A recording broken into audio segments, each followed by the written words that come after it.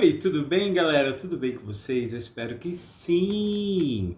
Bom, meus queridos, hoje nós estamos aqui reunidos por um motivo bem nobre, a resolução das questões da segunda fase da OBB. Sim, se você chegou até esse vídeo é provavelmente porque você já passou para a segunda fase desta Olimpíada, Olimpíada Brasileira de Biologia, e eu resolvi então resolver as questões da segunda fase que aconteceu no ano de 2022. Aqui vale a pena a gente perceber alguns detalhes a respeito dessa prova. Primeiro, algumas coisas mudam consideravelmente, como por exemplo, a questão do tempo para cada questão. Bom, na primeira fase, nós lidávamos com 30 questões de múltipla escolha e você basicamente tinha 2 horas, 3 horas de prova, né? Era um tempo relativamente pequeno, mas você tinha ali, sei lá, 4 minutos para poder dedicar a cada questão com bastante tranquilidade. Bom, agora aqui a coisa muda de figura, porque a prova aumenta somente 1 hora a mais do que na primeira fase, mas aumenta 20 questões a mais. Sim, a OBB na segunda fase tem 50 questões de múltipla escolha. Outra questão interessante é que aqui é o momento de separar os meninos dos homens, das pequenas garotas das grandes mulheres, porque aqui a prova é feita para selecionar os melhores. Aqui a gente não está mais falando de eu quero qualquer aluno do ensino médio, porque agora nós estamos selecionando os alunos que vão realmente concorrer a medalhas. Nós estamos falando de alunos que vão agora concorrer para vagas na segunda fase B.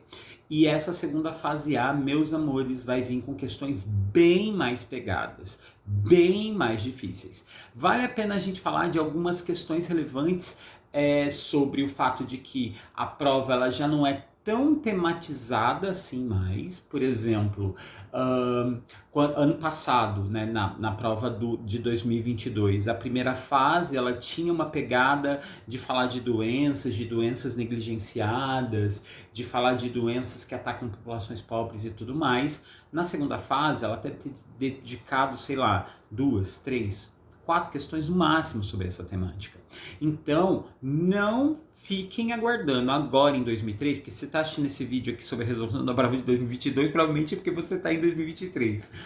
Se você está em 2023 e a sua prova, que lá na primeira fase tinha uma temática sobre vacinas, e sim, eu trouxe muitas questões sobre a temática vacina, doenças microbianas e tudo mais, não aguardem uma segunda fase com questões sobre vacinas na mesma quantidade que houve na primeira.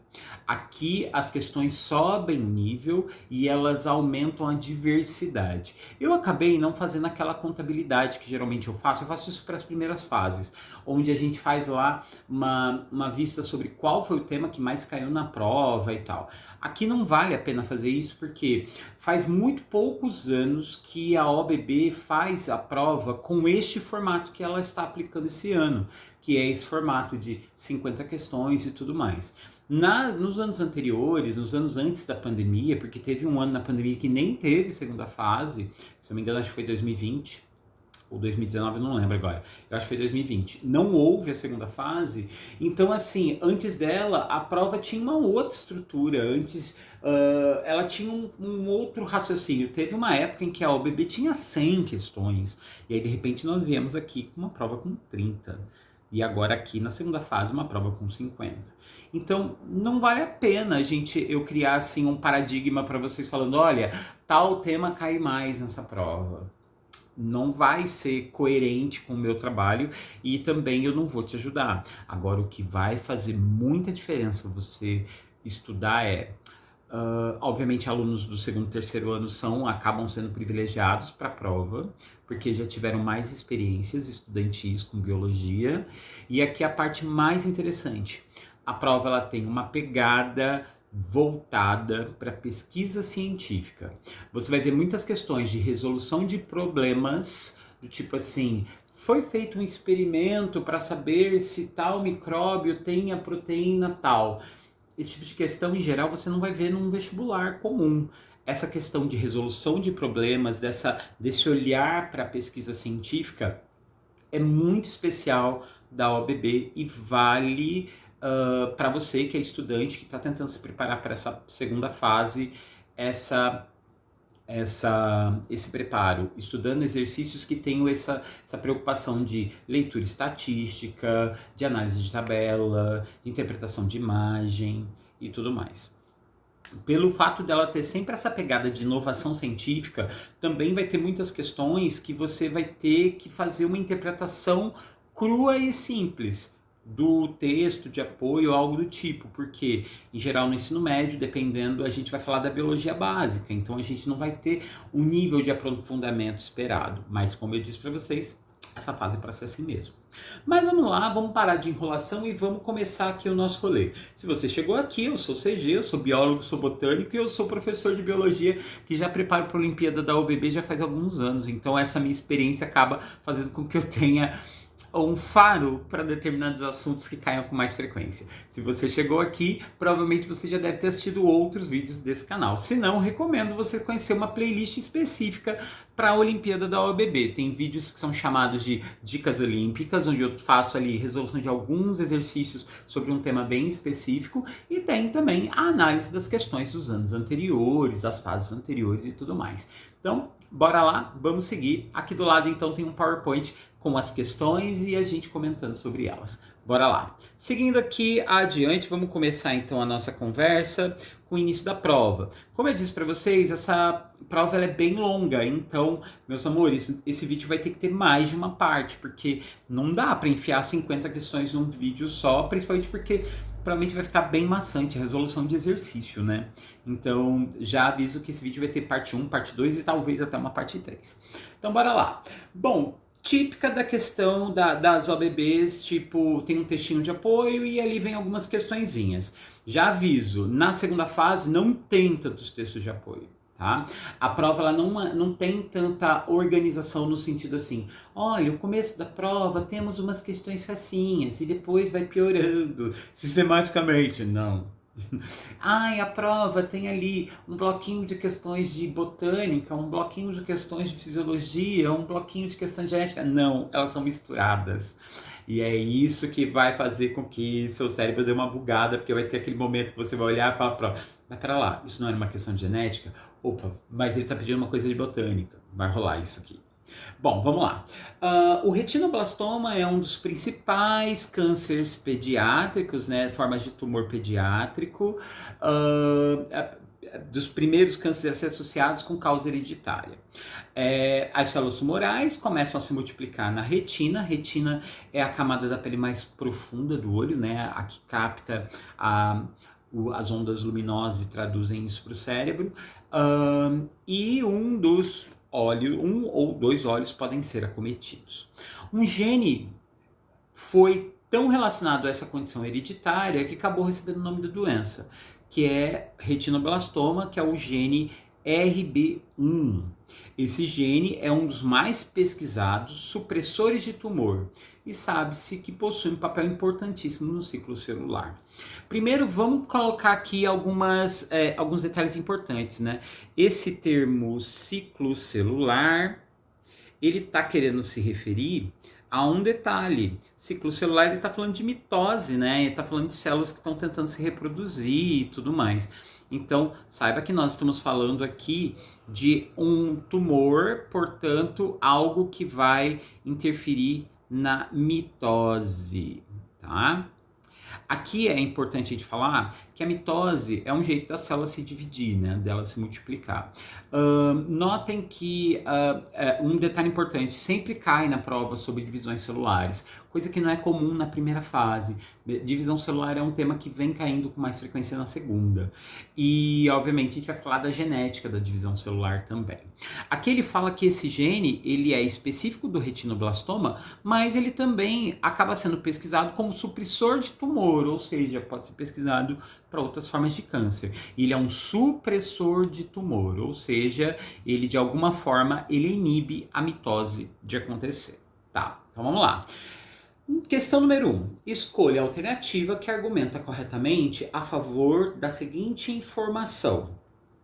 Crianças com os dois olhos afetados por retinoblastoma têm sempre predisposição genética. Bom, vamos lá. Bom, a gente tem 2 olhos, temos 2 retinas, células distribuídas nos 2 olhos. Câncer, como a gente sabe, é meio uma loteria da genética, né? Se você tem um gene com defeito ou o seu corpo, né, desenvolve uma mutação ali no seu olho, aquele câncer ele vai ser pontual, ou seja, ele vai acontecer num lugar só. Aqui a questão fala, ó, se aconteceu nos 2 olhos, então isso sempre vai ter predisposição genética. Ou seja, se isso surgiu num olho e depois surgiu no outro, com certeza é porque você tem no teu DNA esse gene que desencadeia o câncer. Caso contrário, a gente poderia atribuir outras causas naturais a esse câncer, né? Desde o tipo exposição à luz, comeu alguma coisa, enfim, a gente tem uma série de fatores externos, né, que podem desencadear câncer, né? Mas aqui a questão é, eu preciso achar um motivo, uma frase que explique isso, tá? A alternativa correta, eu vou fazer isso um pouco mais rápido, tá, galera? Porque senão, se eu for alisar muito a questão, eu não consigo resolver toda ela. A alternativa correta é a letra D, né? Que é, qual o motivo da gente justificar que, tipo, mano, se acometeu a doença nos 2 olhos, isso provavelmente tem a ver sim com uma predisposição genética, porque é improvável que o mesmo tipo de câncer acometa 2 lugares diferentes do corpo, tipo, aconteceu aqui e aconteceu no outro também, com tumores não relacionados e ao mesmo tempo por mutações aleatórias da vida. Ou seja, é muito difícil um câncer surgir num órgão e surgiu um igual àquele no outro órgão ao mesmo tempo por uma mutação aleatória, né? Aqui era uma questão meramente interpretativa. Era a ideia de que você precisa entender o porquê que um câncer pode acontecer de forma aleatória, espontânea, e isso tem a ver com fatores externos, ou se ele tiver fatores internos, tiver a ver sim com seu DNA, aí ele tem a chance de aparecer mais de um foco no mesmo órgão em outras partes do corpo, tá? Agora vamos para a questão número 2, e a questão número 2, ela é uma questão que ela pede para que a gente fale sobre a atividade do tal gene RB1, né? Que ele descreve lá no último parágrafo do texto que ele é um supressor de tumor, né?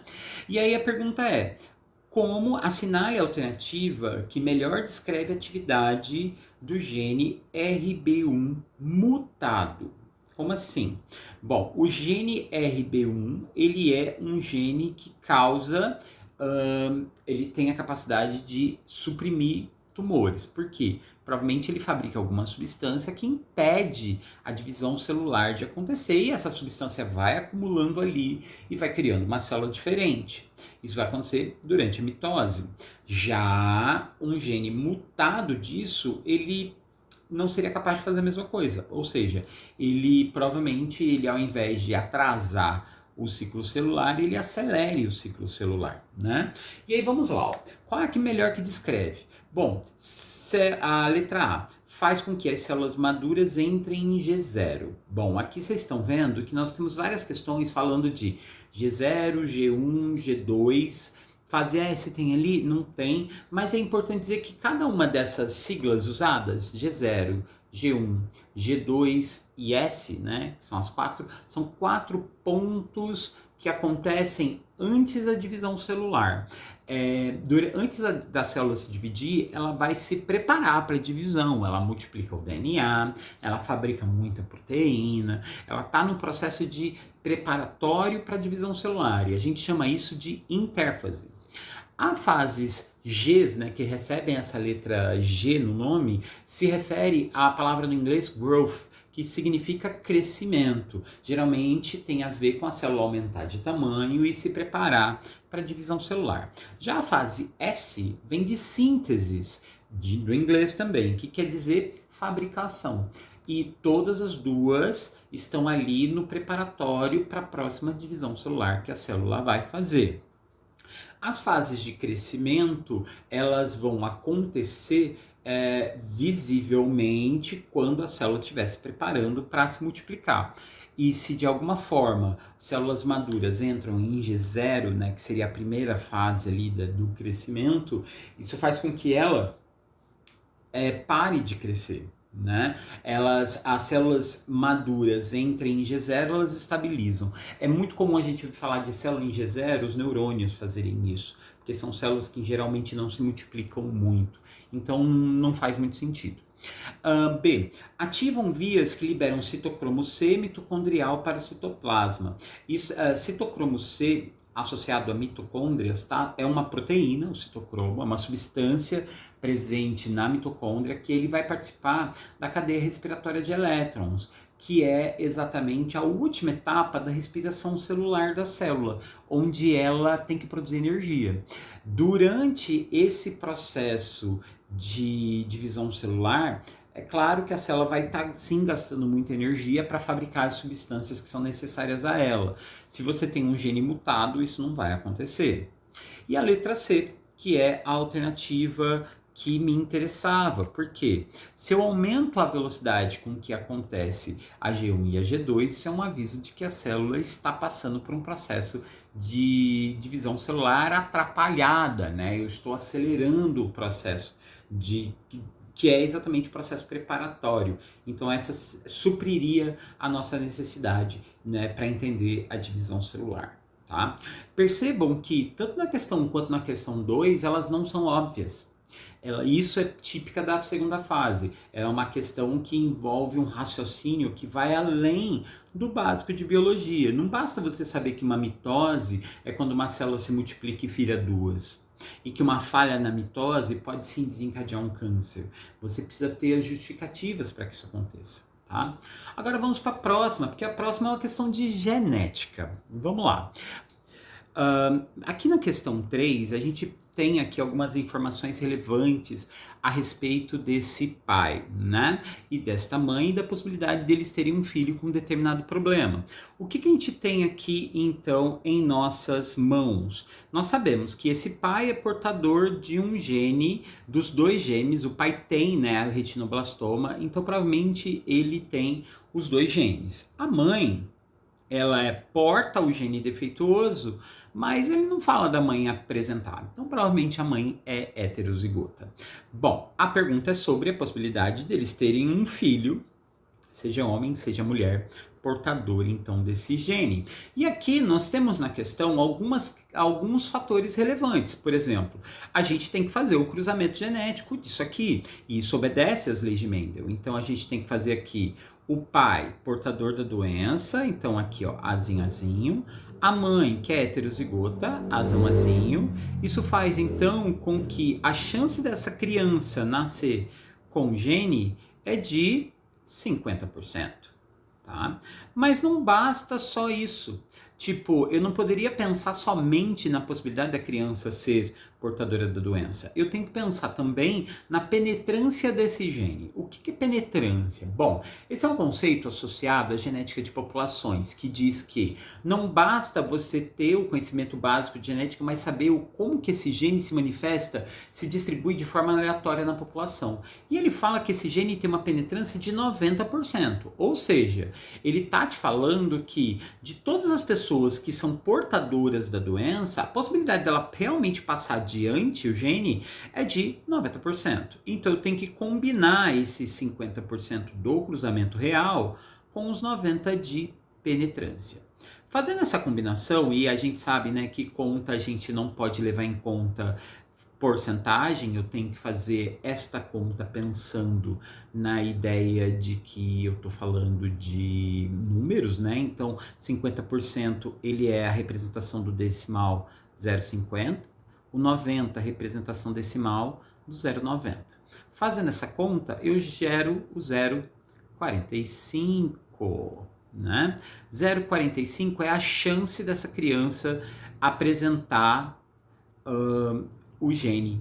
Tá? Só que eu tenho que pensar em todos os nascimentos possíveis. Então eu tenho que pensar exatamente em qual é a chance dentro dos 24 mil aqui. Né? Então a gente tem que pensar aqui, ó, se é uma chance 24 mil e você tem 45% de chance a mais, então eu tenho que pensar exatamente no 0 sobre 24 mil vezes os 45%. Isso aqui eu vou converter em um número decimal, então vai virar um 0,45. E eu vou fazer essa multiplicação aqui. No caso aqui, como é 45%, eu posso fazer isso aqui, ó. Sobre 24.000 vezes 45 sobre 100, né? E fazer essa multiplicação. No caso aqui vai ficar 45 sobre 24.000 com mais 2 zeros, vai virar então 2.400.000. Eu vou simplificar, simplificar, simplificar até chegar no menor número possível. E eu, para acelerar a conta aqui, ó, já posso acelerar para vocês. Ele vai dar 1 para 10.700. Tá? Se você quiser ir aí fazer a continha, você pode fazer, mas é basicamente a simplificação numérica mesmo. E aí vai dar 1 para cada 10.700, e esse é o menor valor possível. Ou seja, temos uma questão aqui que não pega só você saber leis de Mendel, ele vai exigir um pouquinho a mais de você, beleza? Vamos para mais um. Agora a gente entra numa escala que tem super a ver com o que aconteceu na prova do ano passado, onde ele sugere aqui algumas questões a respeito de doenças infecciosas. Ele vai trazer um textinho falando sobre as doenças negligenciadas, ou seja, ela já caiu na prova da primeira fase, caiu na segunda aqui também. Aqui existe a chance da possibilidade dela cair esse ano de novo. E aí vamos à questão ao que interessa. Ele traz aí uma lista de doenças e ele fala assim, ó, assinale a alternativa que cita, respectivamente, as doenças causadas por um nematóide e por uma bactéria. Lembrando que nematóide é um verme, né? É um verme cilíndrico, como é o caso da lombriga, né? E ele pede que o segundo seja uma bactéria. Então vamos lá, ó. No primeiro caso aqui, ó, a lepra é uma bactéria, mas a raiva é um vírus. Esquistossomose é um verme, só que é um verme plateuminto, é um verme achatado, não é? E aí malária protozoária, também não é. Teníase, verme achatado, também não é. Doença de Chagas, também protozoário, não é. Tripanosomiase americana, que é a doença do sono, é protozoário, não é. Febre amarela, vírus. Bom, aqui a única que sobrou foi realmente a última. Filariose, doença que a gente conhece também como elefantíase, e tuberculose, que é a doença causada por uma bactéria, né? O Mycobacterium tuberculosis. Fechou. Bom, questão número 5. Ele quer saber qual das doenças negligenciadas que tem ali nas alternativas que são transmitidas pelo vetor, né? Que são carregadas pelo vetor Aedes aegypti.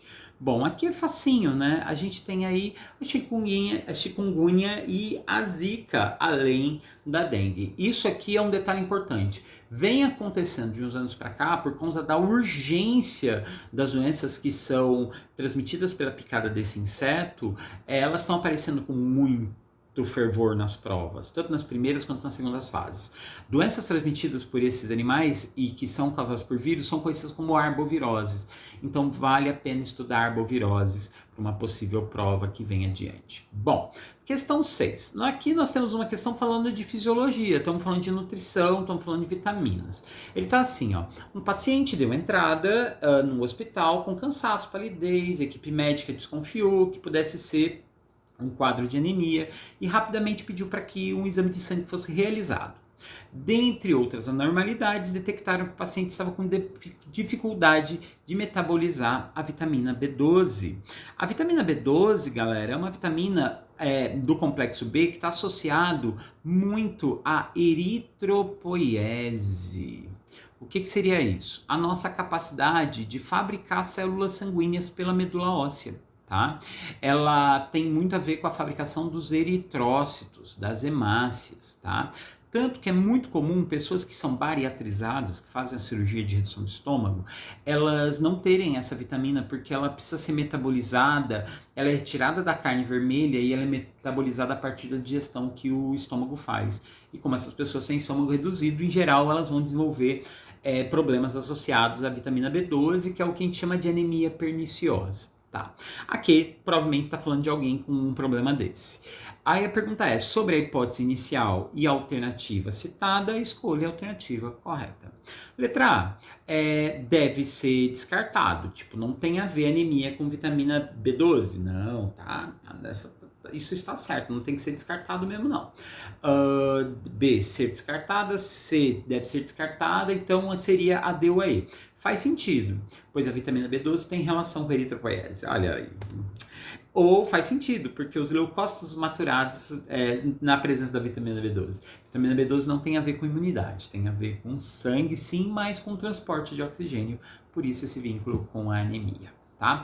Aqui vale a pena falar que geralmente na escola, na biologia básica, a gente tem uma associação direta da anemia com a hemoglobina, sim. E essa hemoglobina é uma associação direta ao ferro. Então a gente geralmente fala dos sais minerais de ferro que em ausência causa anemia. Notem que aqui a questão tem uma outra pegada. Então não, tá? Então vale a pena esse toquezinho aí para quem ainda não tinha entendido.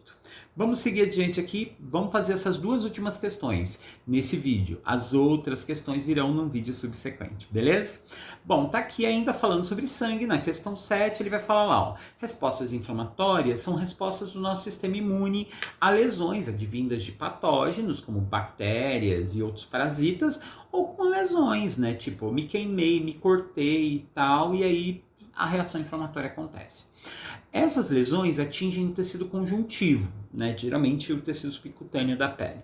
E essas lesões são suficientes para gerar uma resposta imune local.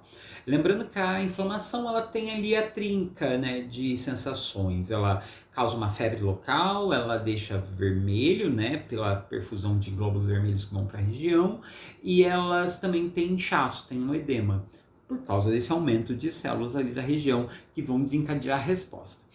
Aí tá lá, uma pessoa, ao manusear uma faca, fez um corte no seu dedo e atingiu uma porção de tecido conjuntivo, provocando um sangramentinho. Beleza. Assinale a alternativa que melhor descreve o processo de ativação do sistema imunológico. Bom, pensa comigo, eu quero ativar o sistema imunológico. Então, o que vai ter que acontecer? Quem eu chamo? Bom, nós vamos ter as células básicas do nosso sistema imunológico inato, como é o caso, por exemplo, dos macrófagos, dos neutrófilos, né, que são todos glóbulos brancos ali periféricos, e eles vão fazer o quê?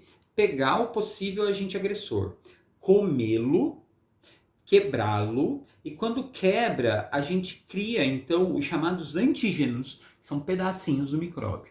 E aí, então, eu tenho que apresentar esse antígeno para as células que vão armar a defesa, que são os linfócitos T. Tá? Então, a pergunta é, qual a primeira coisa que vai acontecer? Essas células imunológicas básicas comerem o agente agressor, quebrá-los em antígenos e apresentá-los para o linfócito B, poder reconhecer e armar a defesa real, né? Então, qual alternativa tem isso? Tem lá, linfócitos citotóxicos reconhecem e matam genericamente bactérias. Não é o linfócito T que vai fazer isso, né? Linfócito T citotóxico é o CD8, né? As TCD8. E eles fazem uma resposta bem articulada, mas são respostas que são específicas, tá? Hemácias, não. Hemácias não tem nada a ver. Anticorpos do plasma sanguíneo vão produzir... Não, anticorpos não. Anticorpos é coisa secundária. Linfócitos T auxiliares produzem anticorpos. Não, quem produz anticorpo é o linfócito B, né? E a letra E, que tem aqui células fagocitárias, informam as células do sistema imune adaptativo, os epítopos de invasores. Esse termo epítopos se refere a um pedaço de um antígeno. São as partes do antígeno que o linfócito T vai reconhecer. Beleza? Notem que o grau de especificidade dessa questão é muito maior do que de questões anteriores. Vamos à questão número 8, a última desse esquema aqui, dessa rodada. Aliás, eu queria recomendar, sobre o sistema imunológico, eu tenho um vídeo específico chamado Resposta Imune, Resposta Imunológica, no link das dicas olímpicas. Então, vale a pena você assistir esse vídeo para entender como funciona uma resposta imunológica, tá? Vai lá. Tem uns conceitos lá que tendem a cair nessa prova. Vamos à questão 8. A questão número 8 começa apresentando para você um cladograma. Se você não sabe ainda o que é um cladograma, esse termo aqui, ó, cladograma, ele tem a função de apresentar a relação evolutiva entre seres vivos. Aqui nessa questão é um cladograma de plantas, tá? Ele vai apresentar aqui 3 categorias de musgos, né, de briófitas, na verdade, que são aqui as hepáticas, temos os musgos, que são os clássicos, e os antóceros. E os antóceros são as briófitas mais próximas do que seria a categoria das plantas vasculares, que viriam ali primeiro as pteridófitas, as gimnospermas e angiospermas, tá? E a pergunta aqui é: escolha a alternativa com base nessa filogenia, com base nesse cladograma e seus conhecimentos de botânica. Bom, aqui ele está fazendo uma questão de evolução de botânica, né? Então a pergunta é: embriófitas formam um grupo monofilético sustentado por xilema e floema. Bom, vamos lá. O que seria monofilético? Monofilético que vem de um mesmo galho desse cladograma, né? E não é o caso. Todas essas plantas aqui, elas são embriófitas. Elas são plantas que elas têm como característica a formação de um embrião, né? Isso não rola em algumas algas, não rola em um monte de seres vivos para baixo aqui na escala, né? Mas a pergunta é aqui: os embriófitas formam um grupo monofilético? Não, né? Como a gente pode ver, daqui para cima todo mundo é embriófito, mas eles não estão todos no mesmo ramo. Então isso aqui tá errado, tá? B. Esporos com esporolelina. Esporolenina.